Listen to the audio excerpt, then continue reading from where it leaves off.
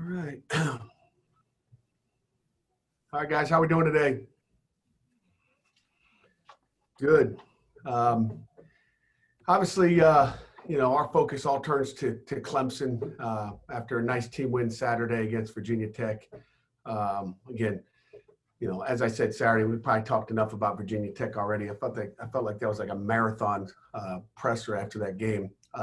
So we talked probably enough about that, but great team win by our guys again, and the resilience that our kids showed going through that week will only help us going into this second week.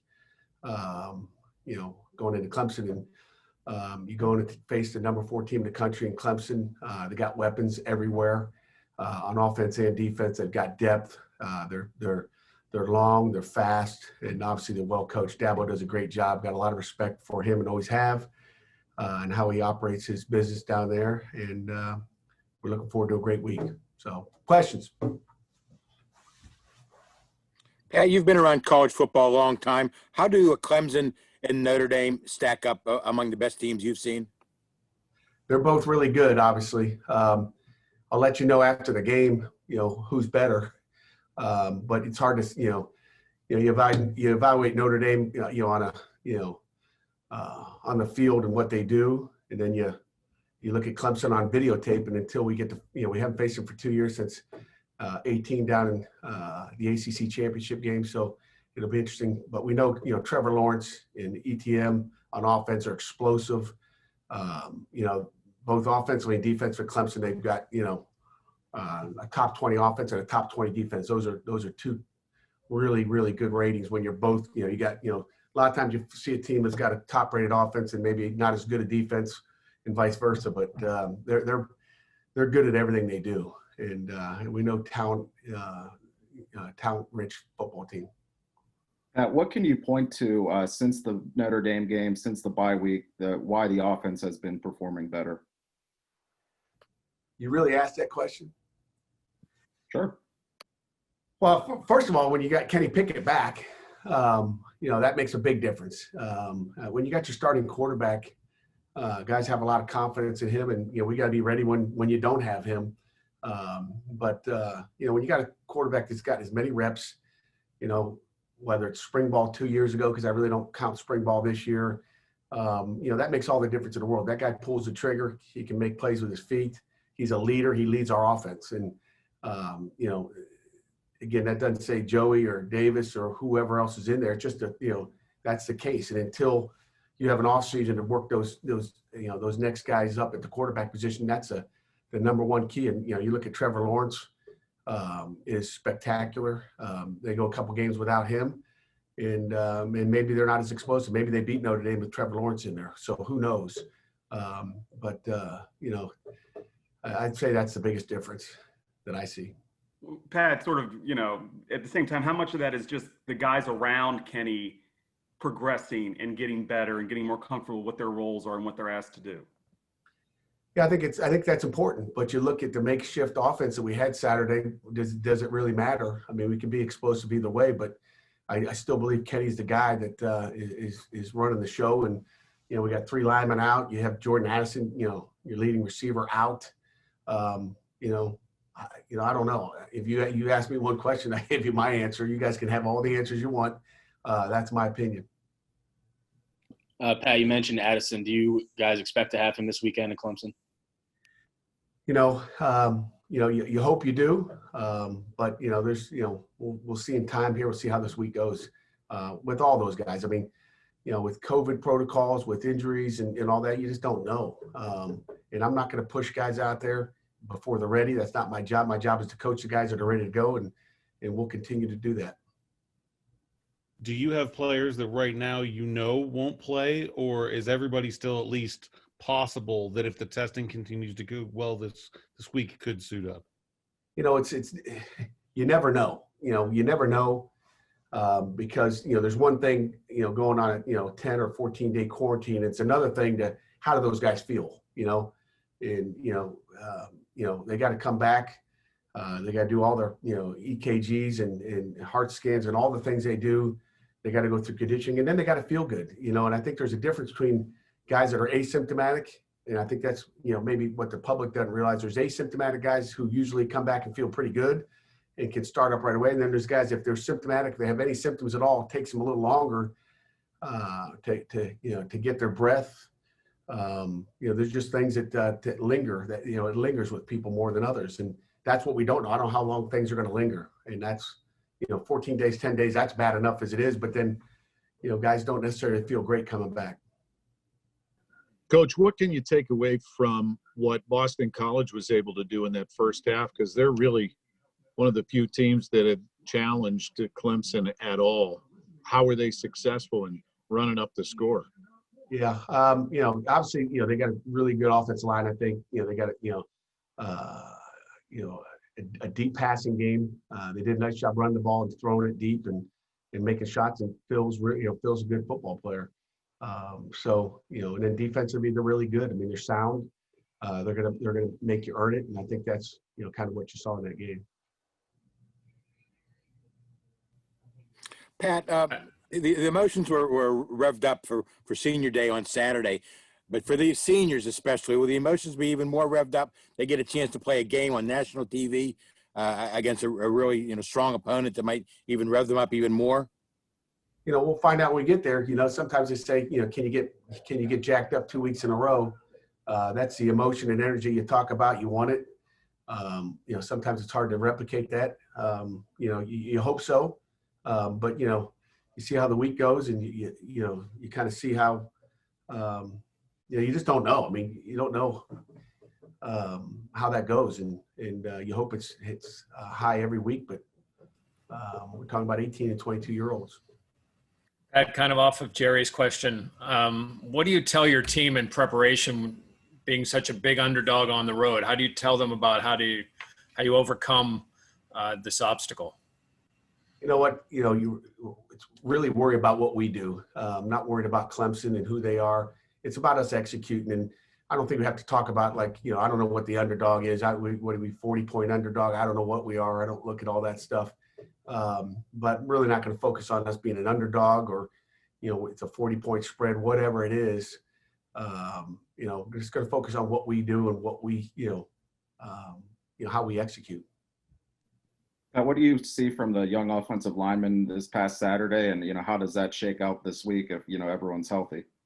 Well, they got a game under their belt, that's for sure. And really all three of those replacements, Matt Gonsalves did an outstanding job. So did Blake Zabovic, and Carson Van Lin played more snaps than he's ever played, maybe at offensive tackle all year. So he got his feet wet as well. So those three guys and Jimmy Morrissey and Bryce Hargrove, really just did an outstanding job of making those guys feel good. I think it started off slow, probably why you see 3 field goals early. And then our kids started to get confidence that, hey, I can do this. And our O-line got better as the game went on. They executed better.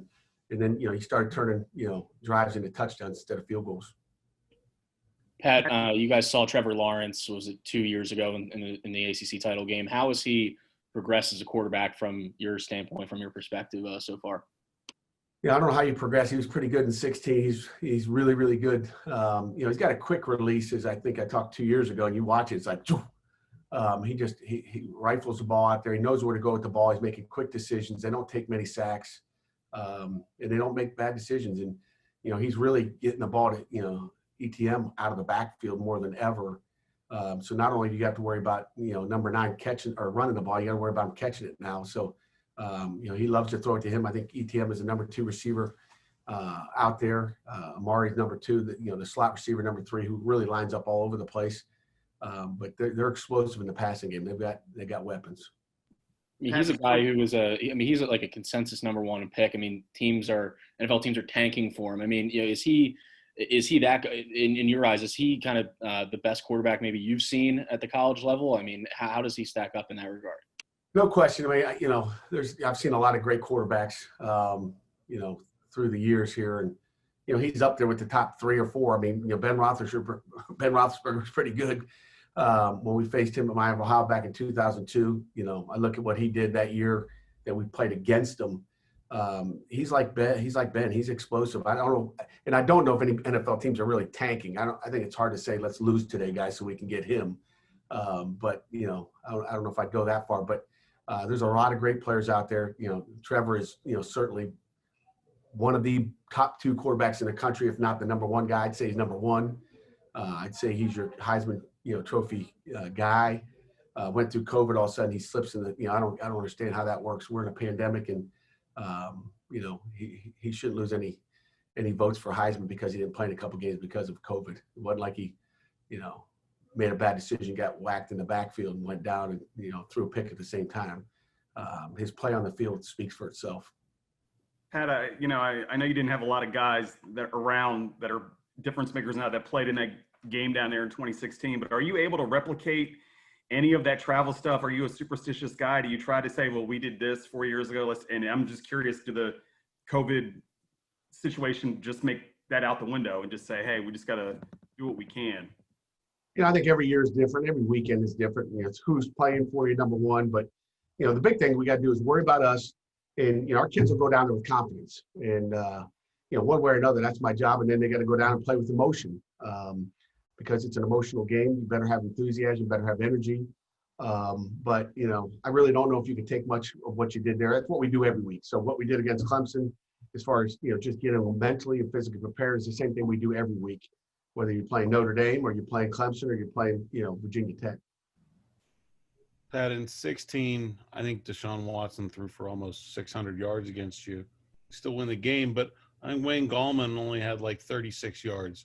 And then in 18, Etienne went off and had like 150. Right. And Lawrence didn't even need to throw. Is that step 1 to winning this kind of game, is you have to compete up front and not get run over in the trenches? It always is. If you don't stop the run, I mean, you look at those deals, and, we had a chance to beat them down there with whatever they had rushing, 50 yards rushing that day. And then they had 300 yards rushing in the championship game. So that's certainly the deal. You got to make them one-dimensional. And really, they didn't throw it much in that ACC championship game, but it didn't really matter. They didn't have to. So, we got to stop the run. And ETM is the guy to start off with. And then, as soon as you get enough guys in the box, then they're going to throw fades. And he's, Trevor's really accurate. And you got to change up your coverages a lot or you're going to be in trouble.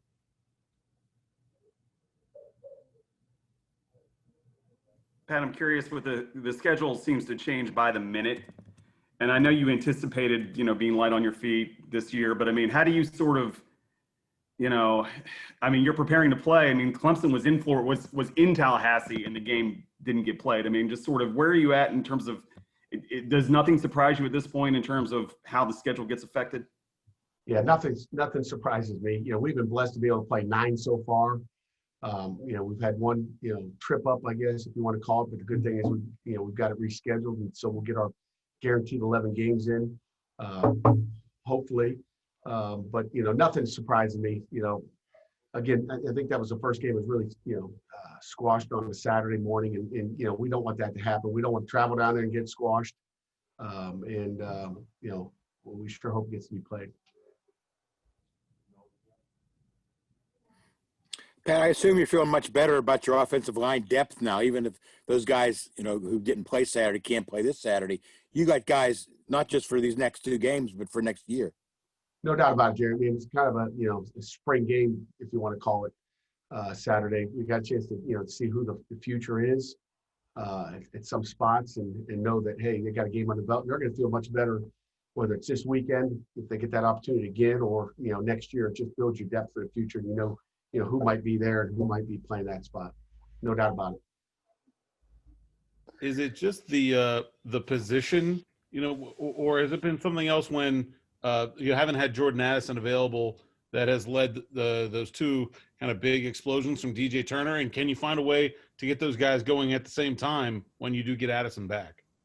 No doubt about it. I mean, you can only throw it to one guy, though, and we definitely got to find more ways to get DJ the game or get DJ the ball in the game if Jordan does come back. So, we just got to, if Kenny could throw like that, it'd be really good. But we got to get to the guy that gets open. And I think that's the major thing. It's not really throwing it to a guy. Sure, if there's some bubbles and stuff, you want to get guys the ball in space. But DJ's definitely a guy that, we got to find ways to give him the ball more.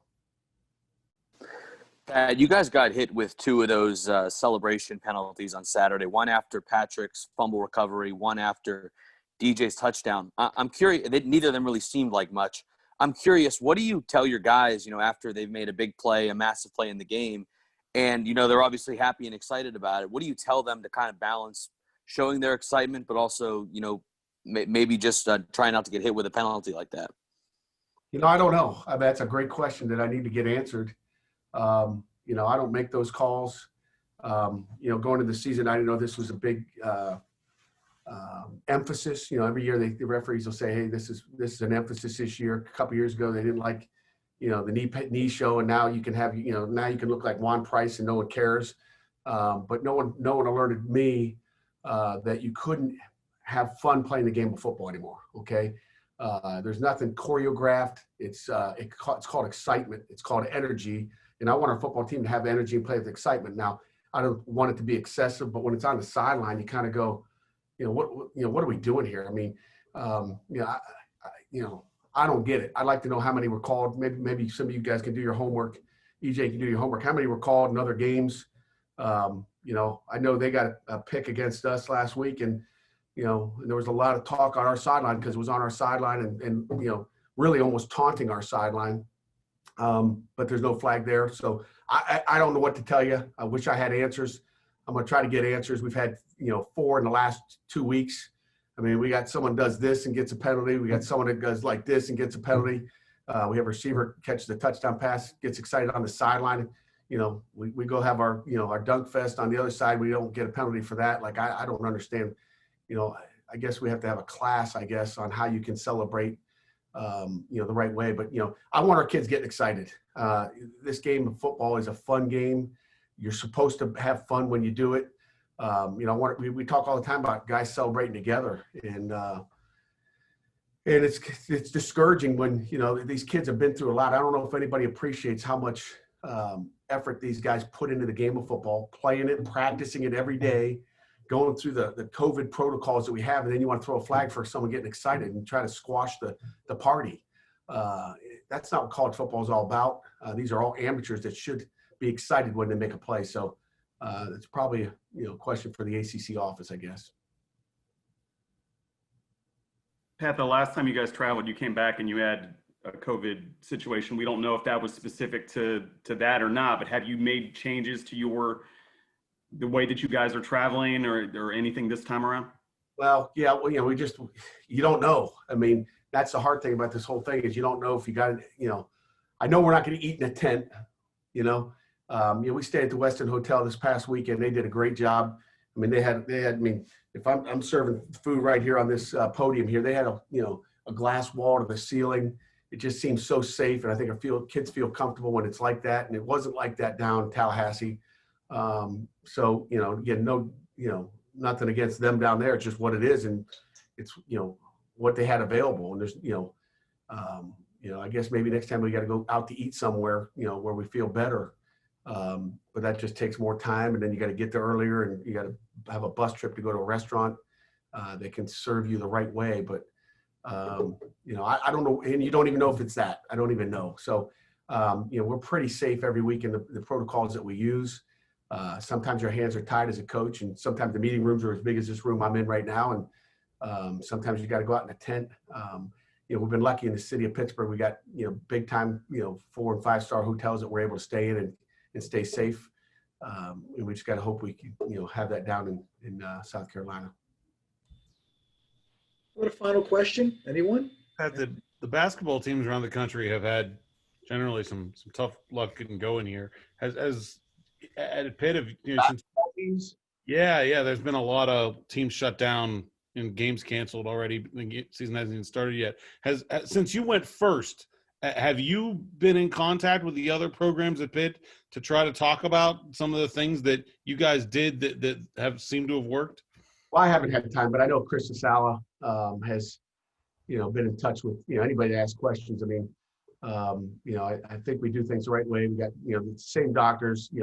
Jennifer Brown does an outstanding job. She's kind of in charge of the whole athletic department. So she knows the protocols we're, doing down here. I'm sure she's doing it because she works with basketball every day. They're doing, we're all work together, I would say, but, I haven't had any contact with, anybody up there. in the athletic department, we just don't have time. I mean, I'm lucky I talked to my wife. So she knows the protocols. Okay, Coach, thank you very much. All right, guys. Have a good one.